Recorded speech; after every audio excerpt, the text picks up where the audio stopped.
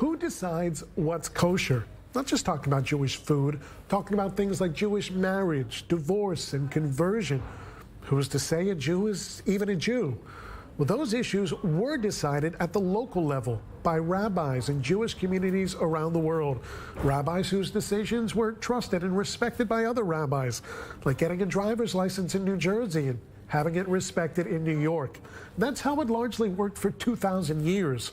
But the Jewish people are no longer in exile, and Israel has once again become the biggest home to Jewish life. And now Israel's chief rabbis say it's up to them to set one standard for what's kosher, one standard, even if it causes a fracture with the diaspora. For 2,000 years, the people of Israel were not concentrated in one place, and the connection which exists today between rabbinates and Jews who immigrate to Israel did not exist during these 2,000 years. Instead, they would get married within their communities, so all the dialogues, all the conversation was between who? Today, we've reached a point where the world has changed. Reality has changed. You talk in New York, where's the driver's license from New Jersey? Everyone knows it's a genuine license from an authorized place. Someone with authority issued it. But rabbi is an unrecognized title. If you come from a letter from New Jersey on which is written rabbi, I can show you the letters I receive. I can show you blanks I receive. Very impressive. But behind them is nothing. There's order, there is responsibility. And the moment you know, you gave it an example, a driver's license from New Jersey, a license Israel also recognizes because it knows it originated from an authorized body, a certificate from the chief rabbinate. The whole world knows it came from the authorized source. From other places, you don't know whether it came from an authorized source or not. So what's the choice? Ashkenazi Chief Rabbi David Lau, together with Sephardic Chief Rabbi Yitzchak Yosef, are the supreme Jewish religious authorities in Israel. Their offices have been accused of running an exclusive and excluding monopoly over Jewish life in Israel, and increasingly expanding their sphere of influence and power around the world. Lau told us, though, that for him, it's not about power. We have a responsibility to the coming generations. We have a responsibility like all the state offices have a responsibility. The health ministry is not going to automatically permit any medication that one brings, even if it's allowed in the U.S. or any other country. The health ministry has rules and will act according to those rules. As with the transportation ministry, every government office acts accordingly, like in every civilized country. One of the tasks I assigned myself was to bring the rabbinate out of the 1960s and 70s and into the 21st century. So now there are criteria. For example, for approving a community or approving a rabbi in the diaspora, a rabbi's degree is not protected. If someone calls himself a lawyer and he's not, that's criminal. If someone calls himself a doctor and he's not, that's criminal. Anyone can call himself a rabbi and cheat others. So as a result, we've made rules.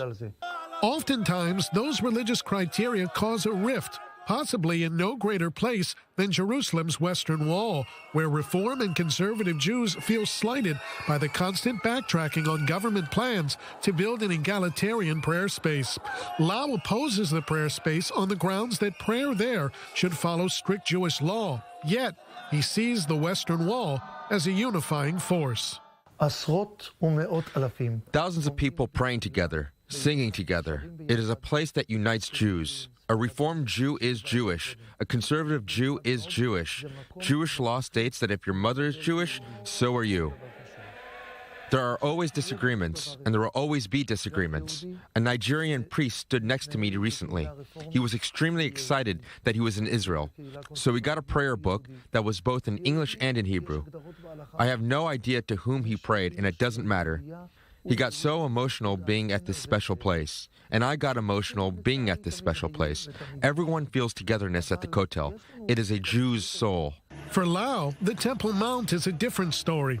Judaism's holiest site, the home of the first two temples, is, according to rabbinate policy, off-limits to Jews for fear of walking on the very spot where God's presence would appear in temple days. That hasn't stopped an ever-growing movement of Jews from ascending to the Mount to push for Jewish prayer rights and advance the coming of the Third Temple. We are absolutely not allowed to go to the Temple Mount. If I had been chief rabbi at the time of the Six-Day War, I would have asked to close the Temple Mount then. We are not pure enough, and the Temple Mount is a holy place. And a holy place is not a place for demonstrations and to show we are here. We are not here. Jews have been praying to this place for so many years, and it is holy, and we are not allowed to go there. I hope one day the people of Israel will be pure enough to go there. But one of the reasons Orthodox Judaism is struggling in the diaspora is purity. How does one stay true to the laws of a 1,000-year-old rulebook like Torah in modern times? The Torah speaks about rules in a person's soul. The Torah directs us toward improving our personalities. So it doesn't matter if I ride a donkey from city to city or fly in a plane. It doesn't matter if I send a carrier pigeon to deliver a message or if I pick up the phone. It doesn't matter because it's the same soul.